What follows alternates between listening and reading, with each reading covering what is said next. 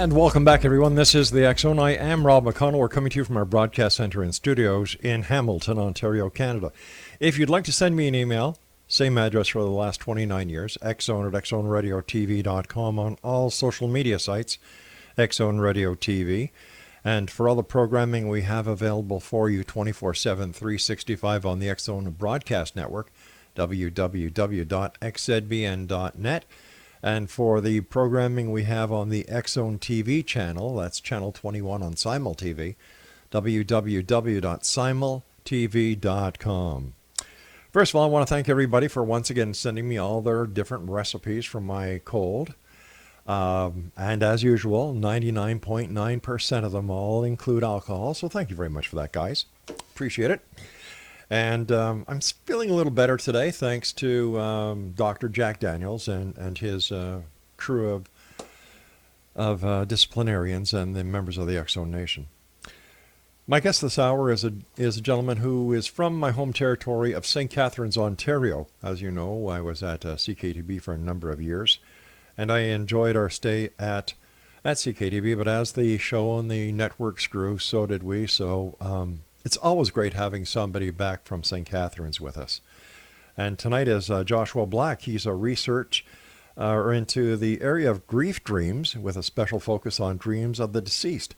He is currently in his final PhD at Brock University, continuing to investigate grief dreams, and will be graduating this year. Joshua has published scientific literature in the area and is considered to be one of the leading researchers in the field.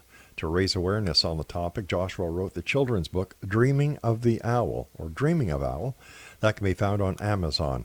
Additionally, he has started a website, griefdreams.ca, Instagram and Twitter accounts at Grief Dreams, Grief Dreams Facebook group, and the Grief Dreams podcast. His website is griefdreams.ca. And Joshua, welcome to the X Zone. Thank you for having me. So tell me, what got you interested in grief dreams? Well, there's a long story and a short story, but what happened really was my father died, and when that happened, my world turned upside down, and I was, for about 3 months there, I was just so depressed. I was in like a really dark state. And then I had this dream, and I had this dream of him where I was able to say goodbye and to tell him that I loved him, and that was something that he died so suddenly, never got a chance to do. So when I woke up, the crazy thing was I felt completely different.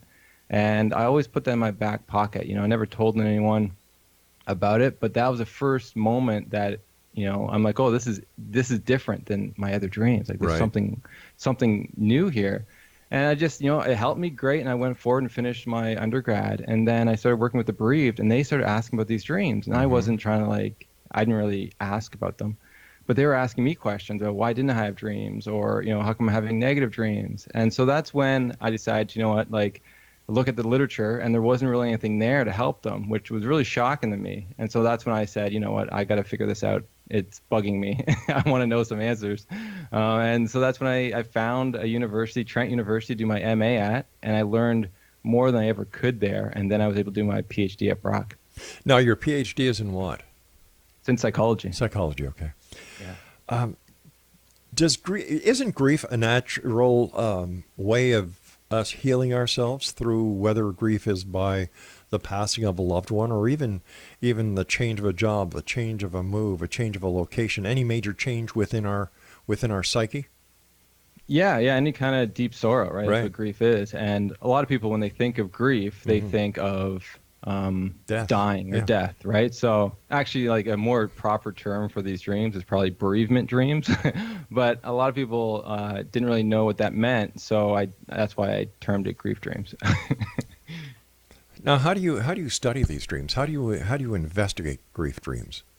Well, for my MA at Trent, I looked at what were the common themes people were having, if they even existed, right? Right. And, you know, if they were. And then the other thing I did was, did they change over time? I looked at that. And then for my PhD, looking at, you know, what factors predict dreaming of a deceased loved one. And then also, are these, you know, common? And then the other thing is, why are they happening? Yeah. So, you know, like, what's going on here? And there's a couple different theories I looked at, and they all sort of, you know, have face value to the data, what's going on. So I collect them actually online.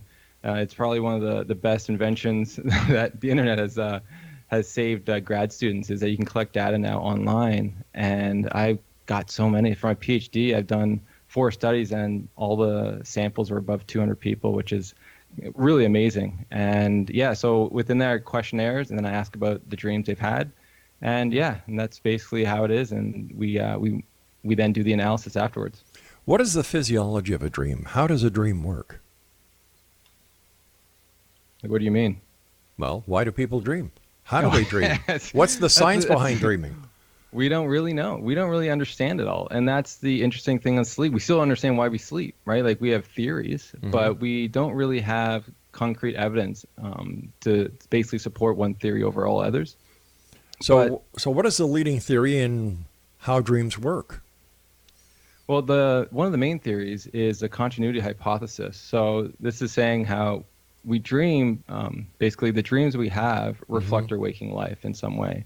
And so this could be the things and tasks that we do during the day, or it could be the emotions we feel. It could be the problems that we're wanting solved, that we can't find the answer to, and it can show up in our dreams. Like, answers can come that way.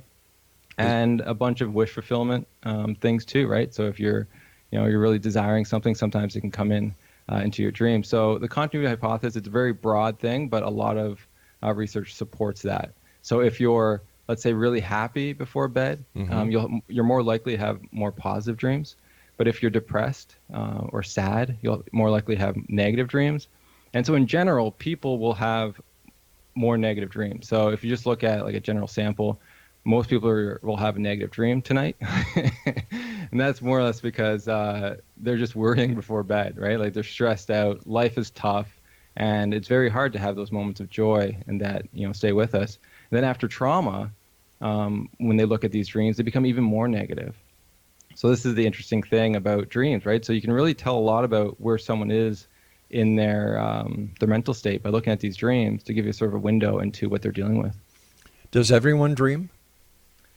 Yeah, so far no one's ever found someone that doesn't dream. The issue is about remembering dreams. So we're all producing dreams, but we're not all remembering those dreams, and that's the mystery too. And there's like a ton of theories on that and why that is. But that's still sort of one of those things that 10% of the population that doesn't remember their dreams at all, even though they are dreaming. And we know this because when we put them in a research lab, and when we wake them up in REM sleep, they'll report something. They'll report a dream. And so this is the interesting thing, is like, why aren't they remembering? And even those people who are remembering dreams, the interesting thing is too that you can fluctuate your dream recall, which is wild. So like, the more you value your dreams, the more you're actually going to remember those dreams as you move forward. And our culture is kind of bad at promoting the dreams itself and the usefulness of really understanding them in our culture. Why are some dreams in black and white and others in color? Who knows? I don't know. That's not, I didn't study that. But I'm guessing, there's probably something to do with, something to do with going on there. I'm not really sure. Yeah, I can't answer that one. All right. So as a dream specialist, you just focus on grief dreams. Yeah, because this is the big thing, is that there wasn't a lot of research in the area when it comes to, especially dreams of the deceased. So there's, when it comes to grief dreams, there's a lot of different types of grief dreams. There's sort of the type that's more symbolic. So the deceased or isn't mentioned in the dream at all. Then there's this other type of dream where they are mentioned by friends, or maybe by an angel, or by God, or there's like a building that resembles them in some way. Right. Then there's this third one where it's dreams of them. They're actually present in the imagery in some way. And that's what I really focus on, because that's what people were asking questions about. And the sad thing is, like, you gotta understand, like, no one is being trained on this in thanatology or any kind of bereavement counseling. So what's going on is that when people are being asked these questions, no one knows answers. So they tend to give bad advice if they do talk. And if they don't, they tend to push it away, and they don't want to actually investigate it. They don't want to ask the questions about these dreams, even though they can be very informative, but there just wasn't any research. So that's why I focused 7 years of post-secondary school, from MA and PhD on this topic, just so we can actually start talking about it. When I first started talking about this thing, no one really, you didn't get a lot of like, oh my God, this is amazing. Like, I can't believe you're doing this. Like, All right, Joshua, stand by. We've got to take our first break. Exonation, Joshua Black is our special guest. www.griefdreams.ca. And we'll be back on the other side of this commercial break as we continue here in the X Zone from our broadcast center and studios in Hamilton, Ontario, Canada.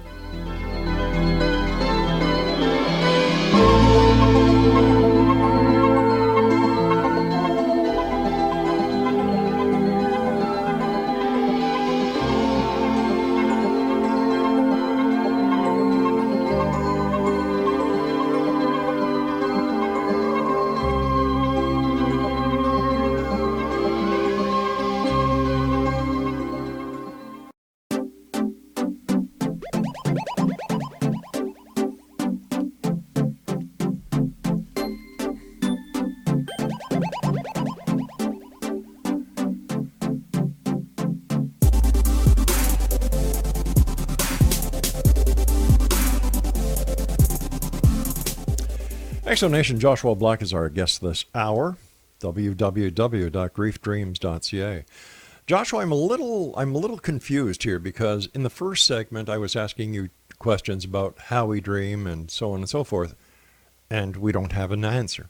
So how do we know by trying to interpret a grief dream based on no actual knowledge on how a dream works that we're giving the right information to the people who are seeking the answers?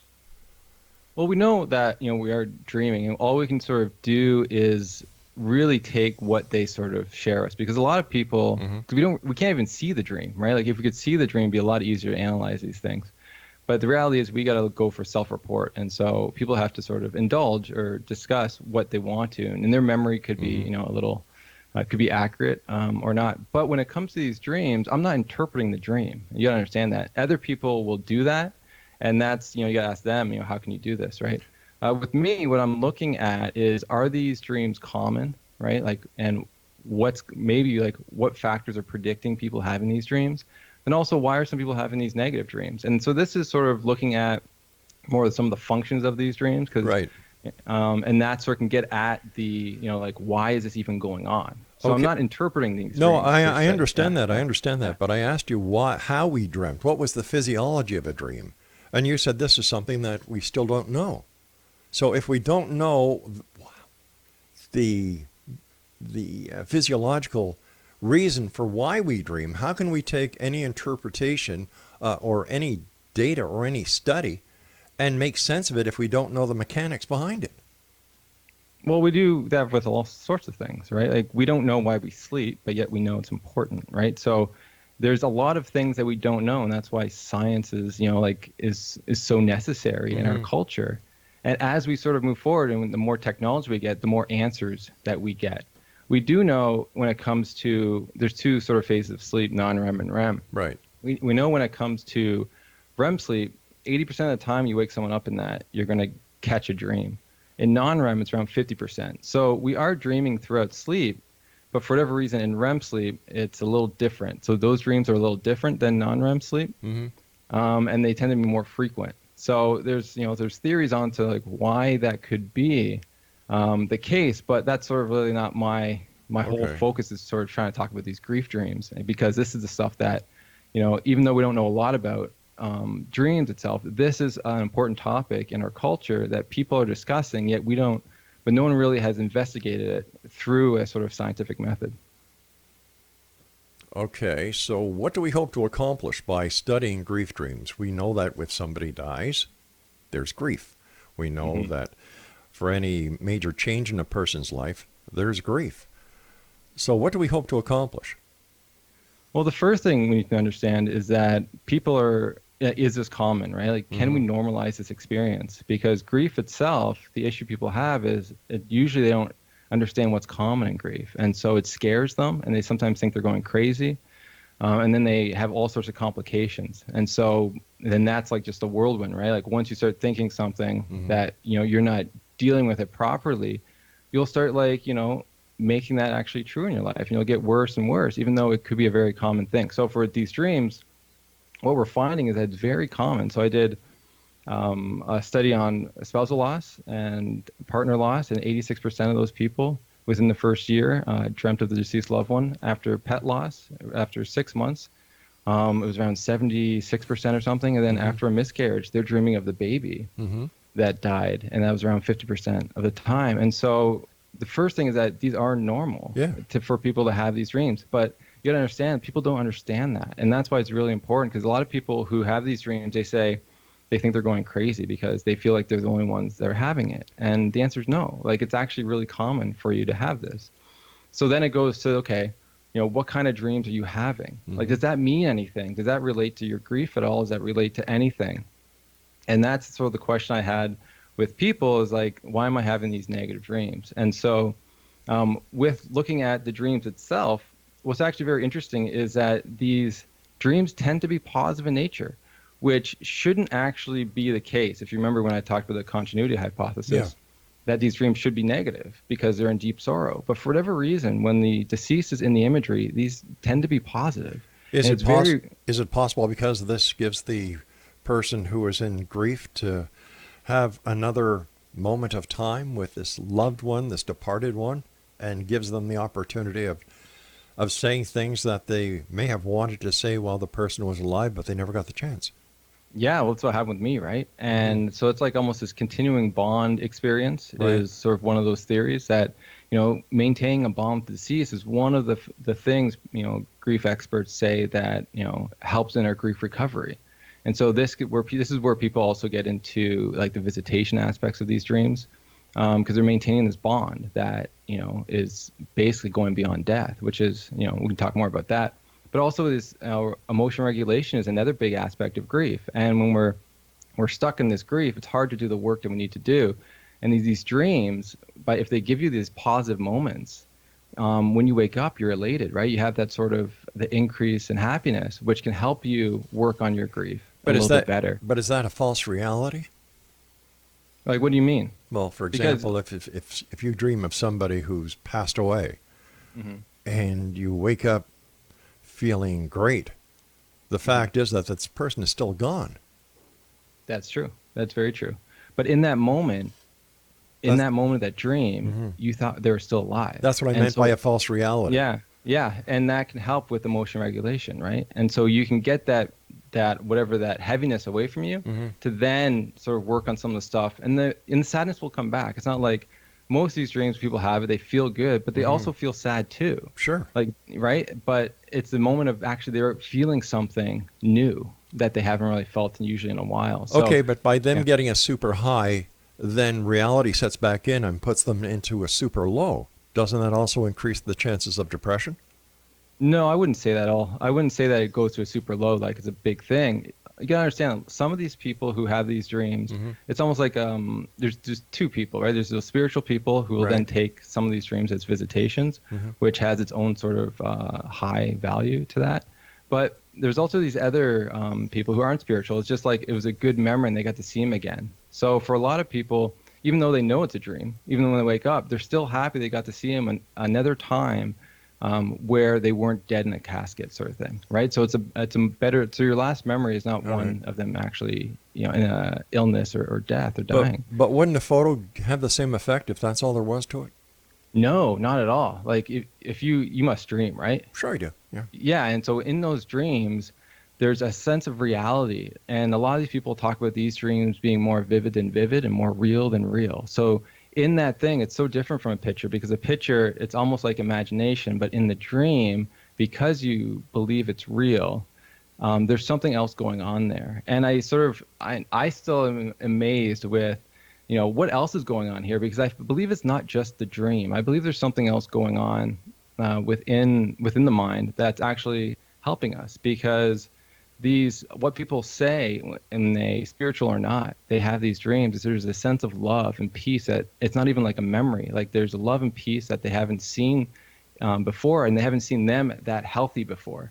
So it's a very interesting imagery to have, because why don't we have it with other stuff? Like when, like other grief dreams, right? Like if we lose a job, why aren't we having the boss come to us and say it's going to be okay? Like that doesn't happen. Wait a sec. I beg to differ with you. I've heard stories of this happening where people have had jobs they've loved, they've lost that job and they've dreamed about being back in that job. No, I'm talking about like the boss saying like you get fired, right? Yeah. No, Yeah. I know people who have had that dream who've gone back to work and everything's great with the boss again. The boss brought them back. No, I'm talking about when it actually, I know you're talking about more of like it's a memory kind of thing. I'm talking about like for these grief dreams, Okay. the impact is the deceased comes back and basically comforts them to say Right. it's going to be okay, right? Like, so it's acknowledging what's going on in the present. Right. What you're talking about is like they're calling back and it's like things are good and you're Right. doing that. Well, That's like more like a memory, right? But isn't that the same thing? Because No, you've no. got the deceased coming back and comforting the living. And in this dream where the person gets fired, in the dream they go back to work and everything is fine with the boss. And the boss says, okay, you're doing a good job. What's the difference? Well, it's how it's being said, right? Like if you're, like I understand, like with the deceased, they're talking about the present moment and the person's suffering. So they're talking about their grief for the most part, right? There's other dreams that they're not. And there's like, so there's some dreams that are like that, like what you're talking about, where it's like they're reminiscing or they're back together again and they're taking a walk, right? That's sort of what you're talking about with these sort of like work dreams. I'm talking about more of the other type of dreams where they're giving sort of this advice or they're comforting the bereaved in the sense of the grief. So they're saying stuff that's going to help them actually work through their grief process.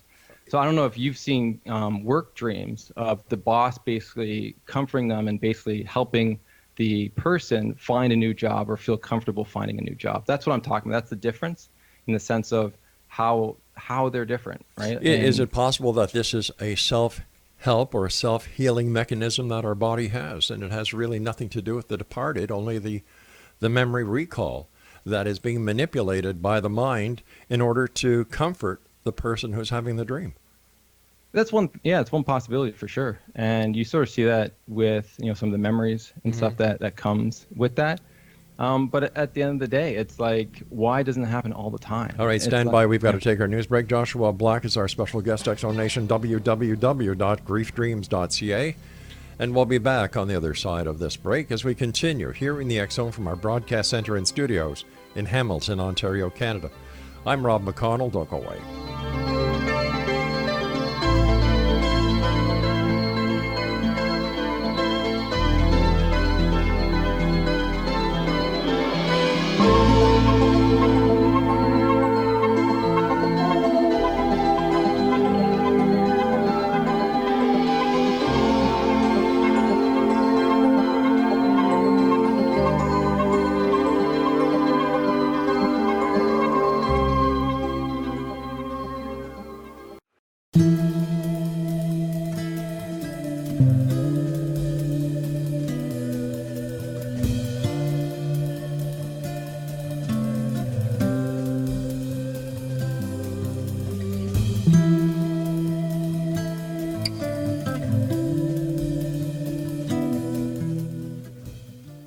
Exonation, Joshua Black is my guest this hour. His website is griefdreams.ca.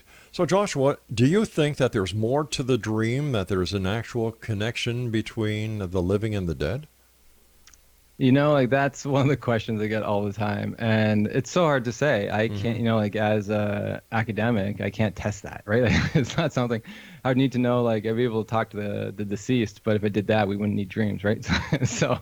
But just personally, like I've seen so many things that are just, it makes me question that. It makes me sit in that mystery of life, of what's going on here, because there's something different than regular dreams when it comes to dreams of the deceased. There's a sense of love that's really different, right? As we were talking about the self-help, it's like, why don't we do that more often? Like if this is something that we can do, why is it only when someone dies that we get that sense? And how come these dreams can be so powerful to us?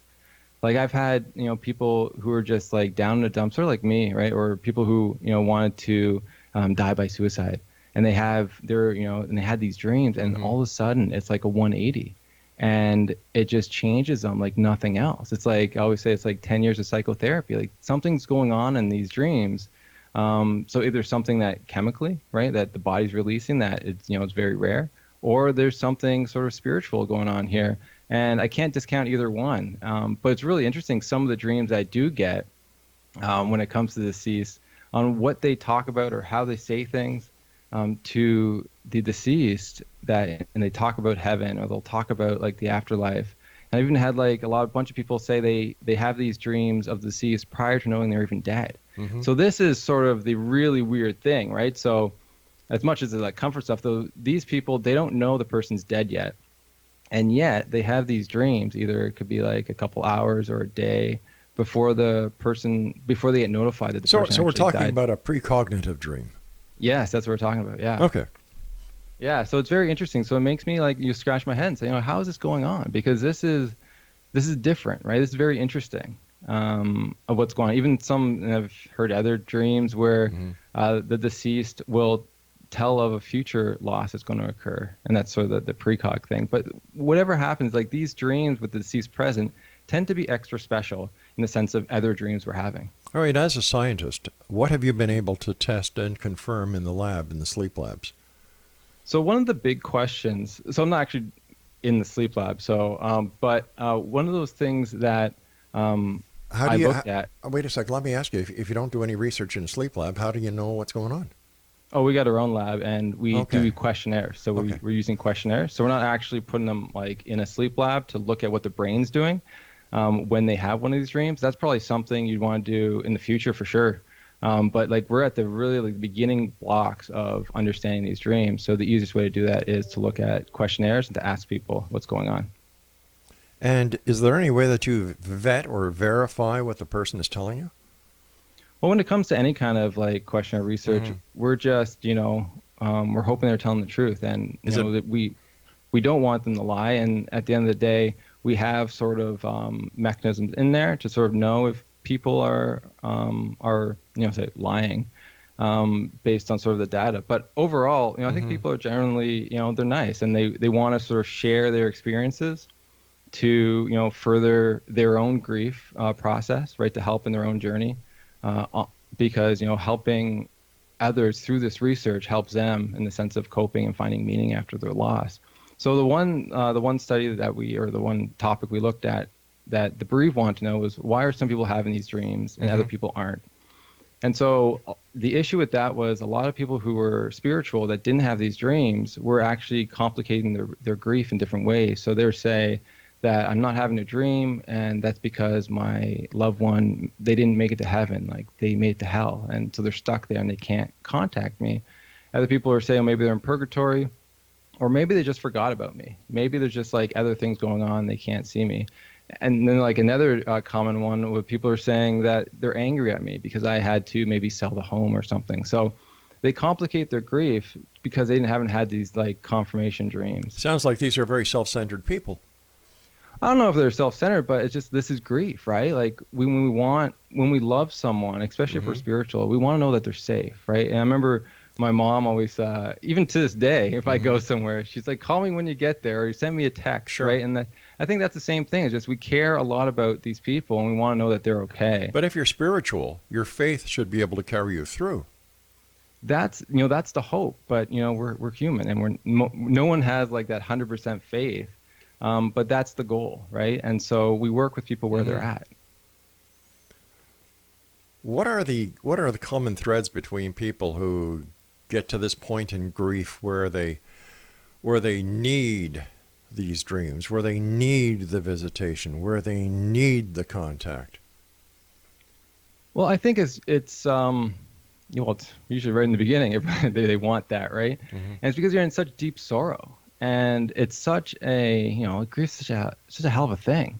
And people who like go through it, it's like, what do? You want to just be with them again. You want everything to be back to the way it used to be, but it's not. So there's so many changes that's going on inside you. And you really, you need help, and you're wanting help. And you're basically, usually the person who's died has helped you cope in other losses and other things that have been going on in your life. Now they're gone. This is why...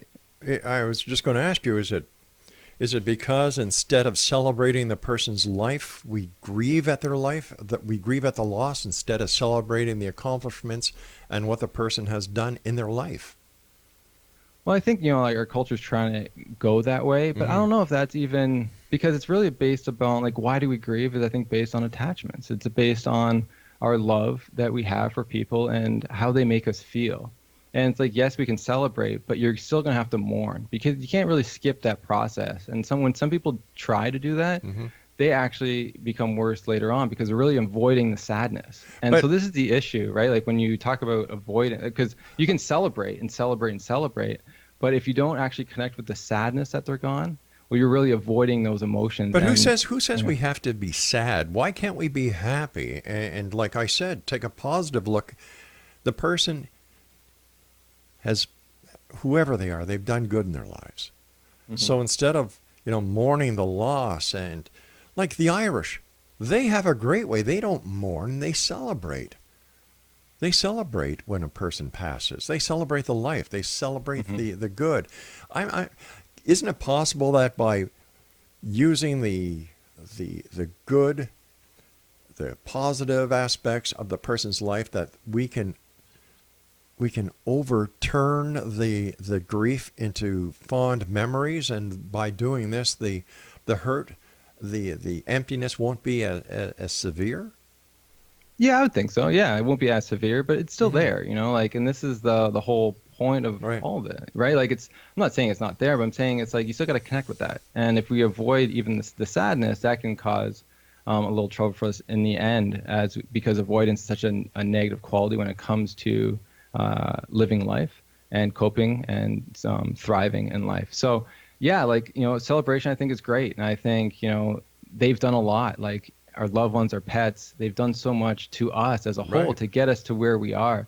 And that's why I love celebrating. I celebrate my dad all the time, but I still have these triggers and these moments that the sadness comes in. And when Sure. it does, I sit with that and I cry, and it might not last long, but I acknowledge it. And then I sort of get back to sort of that celebration. But it's like, like we're not, like certain people grieve a certain way, and some people are more into the sadness, and that's Right. okay, right? Like everyone has their own way of grieving, but it's just like, what can we do to help each other out in the process? And when it comes to normalizing the loss, that's what these dreams, and that's why I'm working with these dreams so much. It's to like help that area of people if they have questions, or like figuring out like, oh, is it helping them and why? Because you say like celebrating these dreams, for the most part, are celebrating that love that they had together. So it's like, if you're not getting it in almost waking life, you're going to get it while you're dreaming, which is kind of cool. But let me ask you this, my friend.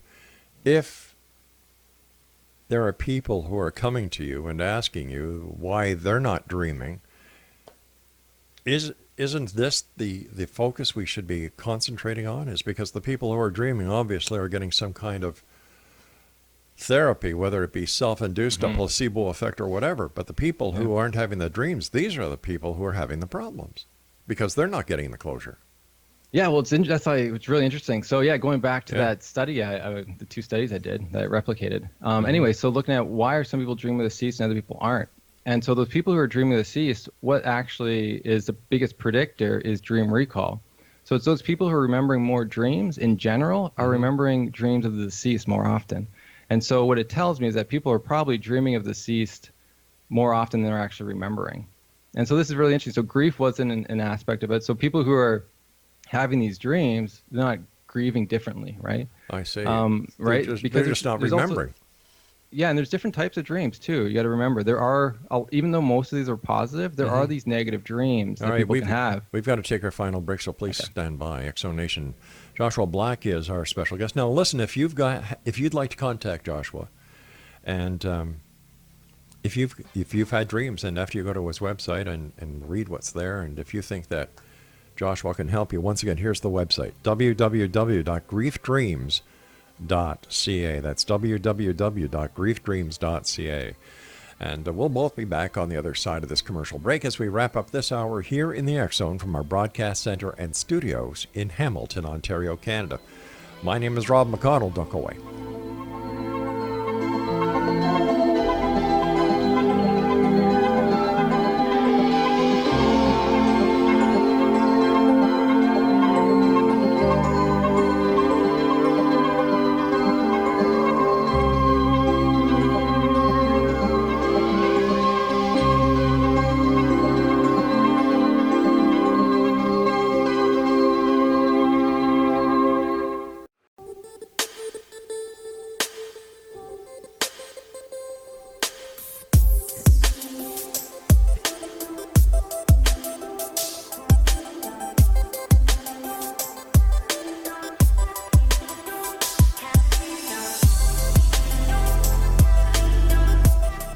Exonation, Joshua Black is our guest, www.griefdreams.ca. Joshua, before we went to the final break, we were just going to start talking about the different types of dreams. And you were saying that not all of these dreams are nice dreams. No, and that's the mystery too. Is like, what's going on? Like, why are some people having these very beautiful dreams that are comforting them for the most part, and other people are having these nightmares of the deceased in different ways? And so some of the negative dreams people can have is so like you see the person dead, dying, or ill again. So it could be like they were in waking life, or it could be an exaggerated form, which is really sad to see. Like it breaks my heart when I have to read these things. And another one is the deceased is actually is causing discomfort in some way. So it could be they're chasing the person, they're trying to kill them, they're arguing with them. And so, like, why is that going on? And so when doing my research, I did a bunch of studies looking at this stuff. And so one of the main findings was these negative dreams, what's causing them, or one of the things that's associated with them, is trauma symptomatology. So people who are experiencing, trauma from the event, it seems like they're the ones that are having these types of dreams, and people who are also having issues with guilt or blame in regards to the grief. And so they're also related to having these negative dreams. So it's very interesting. So, when it comes to sort of therapy and those people who are having these dreams, some people, this is the important part too, some people will take these negative dreams as visitations too. And this is the something that's come up a lot. And I've really tried to correct that and say it's probably had something to do with your grief, because knowing what I know about dream research. And so it always comes down to, something that's either their trauma, or it's something to do with the guilt or blame that they're holding on. That's causing this thing to occur. And I remember this one dream that a woman shared where her ex-husband who died, or her husband that died, was basically wanting all the money that she inherited, like really like attacking her for that and attacking her new boyfriend. And what she sort of said was, it sticks with me. Like, I don't know why he keeps doing this, And I said, is this person, is that what he normally was in waking life? She's like, no, it's like, he was always kind and comforting. But she's like, the thing that, really stays with me is this money, because I feel like I don't deserve the money. He had to work so hard, and I'm the one that gets to spend it. And I was like, oh, like that makes sense. So your uncomfortableness with this money, and realizing that he had to die for it, is causing you so much distress that you haven't processed that yet. So it's coming into your dreams. And so my theory, or my understanding of how these dreams would go, is once you work on those issues, you're probably going to have more comforting dreams as you move forward in your loss. So what do you do with these people? How do you help them? Really is providing them guidance of understanding how these dreams connect to their waking life. And so no one teaches dreams in schools, right? So a lot of people are left to their own devices, and what they do is they go on the internet, and they Google something. Right. They go to a dream dictionary, and those aren't good at all. I don't recommend them at all, because everyone's life is differently and everyone's issues are different. And just by looking at the imagery and asking questions about, what's going on, you could connect it pretty straightforward to the person's life. They just need that help sometimes. And so I do that with people, just for the hell of it, because I see it in my own life, and so I can help them too. And you could tell, like, it just takes a couple minutes, and then people are like, oh wow, I never thought of that, and they feel better, and then they get back on to their grief journey rather than trying to complicate it or worrying about something that maybe they don't really need to worry about, or to focus on something in therapy if they're in therapy. Right. To then focus on that one issue, because the mind's saying we need to look at this. So do a lot of therapists today use Jungarian? He was a dream analysis expert, wasn't he? Yeah, Jungian analysis. Yeah, that's one form of dream interpretation, and not everyone uses that. Most therapists don't use any kind of dream interpretation, but that's like its own school, just like Freudian has its own school. And so what I'm trying to get people to, like, people who work with the bereaved, usually don't know anything about, or have never been trained with dreams at all, and they really don't have a want to. And so my whole goal is that, through this research, hopefully they'll know some information and be able to talk to their clients with these dreams and be able to help process them. Because if the deceased is in the dream, especially early in the loss, we could probably say it has something to do with their grief, right? Like, so it's not too far-fetched. So It's not like we're like pulling strings and trying to get stuff to connect. It's like, no, it's all here. So let's try to figure out how this works with your loss. And now that we know a little bit about negative dreams, that's going to be a little bit easier for them to sort of process with their clients. So I'm just trying to get it normalized and for people to start talking about it, because it's so weird that there's not a lot of information, but in pulp culture, they're everywhere. So in The Big Bang Theory, Sheldon has 4 specific different dreams in different episodes of Dr. Proton. It was in Beauty and the Beast. It was the Ant-Man. It was in so many different Braveheart, right? Like, so there's so many things in pulp culture that promote what's going on, right? Yeah, but there's also leprechauns and fairies and all these other strange things that really don't exist in pulp culture. So no, we really can't use exist, right? And we really can't use pulp culture as a point of reference. Oh yeah, we can, because people watch that, and if they watch it, they may want to have their own. Like, why am I not having a dream, or why, how come they're having that kind of dream? So it does. They're promoting it in the sense that it's occurring, but yet the research is way behind. So right? where do we draw the line between fact and fiction, or reality and fantasy? Well, I don't know. But when it comes to these dreams, you got to understand, like, people are saying that they exist. Mm-hmm. That's what pulp culture is saying. It's like, these exist. And my research is showing they do exist, and they're very common. All right, but dreams, dreams do exist, but that doesn't mean everything in a dream is real. No, but the dream of the deceased, it's very specific to the deceased when these dreams happen. And it's a showcase of that, right? And what my research is showing is that they are common. And that's really exciting. That's new. So before that, it wasn't really the case, so people were seeing this stuff and they probably would want it, right? So there was a study that was done, and the 50% of people that never had a dream stated that they wanted one. That's a lot of people, if they've never had a dream, wanting one. And so you guys just see, like, even, what was the latest one? Paul McCartney actually just shared, I think a couple months ago, that Let It Be, that song, was based on a grief dream he had of his mom. And so, like, people are voicing these dreams. And so now it's good to have some information that we can actually share with the bereaved when they have questions on the topic. So that's the whole point of it. It's like, these dreams exist, and now we have some answers to go along with that they exist. Tell me about Dreaming of Owl.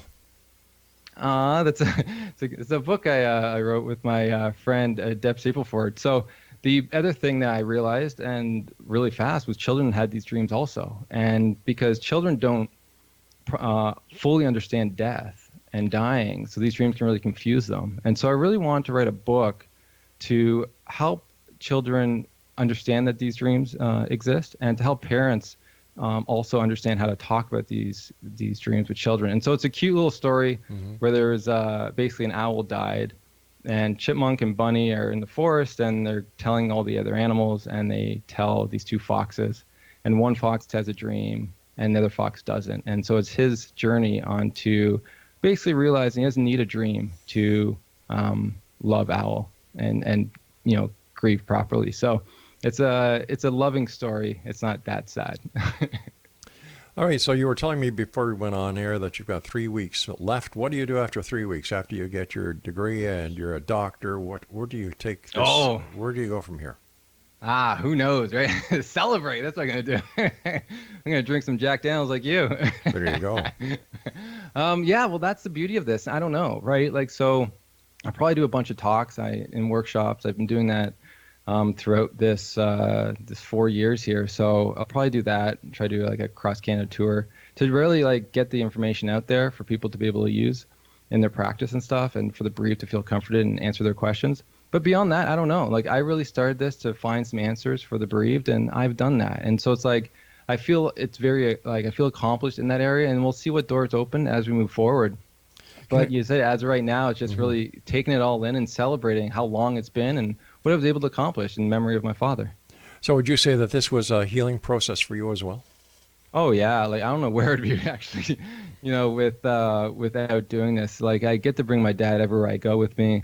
And I get to talk about him in my talks, and I get to help people in their time of distress. And like, man, like, what more can you want with that? And to be able to even do the podcast, we started the podcast, Grief Dreams podcast, and to hear people, they come on, they leave like refreshed, and you hear these stories and how that even benefited them. So I love being a part of people's lives and seeing the change that you can bring just by being yourself and holding compassion and space for them. But is there a difference between holding compassion, giving them faith, and actually giving them facts? Or is it the placebo effect? Well, we'll do a whole show on the placebo effect. But for the most part, it's holding space, allowing people to share what they need to share, and to talk about a subject that hasn't been talked about in their lives. For most part, most people never talk about these dreams that they've had because they're afraid people are going to judge them. They're going to say it's, you're not over your loss, that's why you're having it, or they want to say it's a visitation and they're not spiritual. So it's just like on the platform, it's just like whatever you want to believe, that's cool, and I'll talk about it with you in whatever way I can and help you out if you need it. Sometimes all people need is like, thanks for sharing. They just need that validation that someone cares. All right, Josh, I want to thank you so much for joining us. And Exo Nation, if you'd like to contact Josh Black, www.griefdreams.ca. Obviously, he's never listened to the show before because we've talked about this many, many times. We've had Craig Webb on from the Dream Institute in Montreal. We've had other doctors who have come on to talk about this. So I think he's a little behind the times. But that's just my opinion. I'll be back on the other side of this commercial break with the news as we continue here in the X Zone from our broadcast center and studios in Hamilton, Ontario, Canada. If you'd like to send me an email, xzone@xzoneradiotv.com, on all social media sites, Xzone Radio TV. And to find out what's going on the X Zone Broadcast Network, xzbn.net, and on Simul TV, Channel 21, that's the X Zone TV channel, www.simultv.com. I'll be back on the other side of this news break. Don't go away.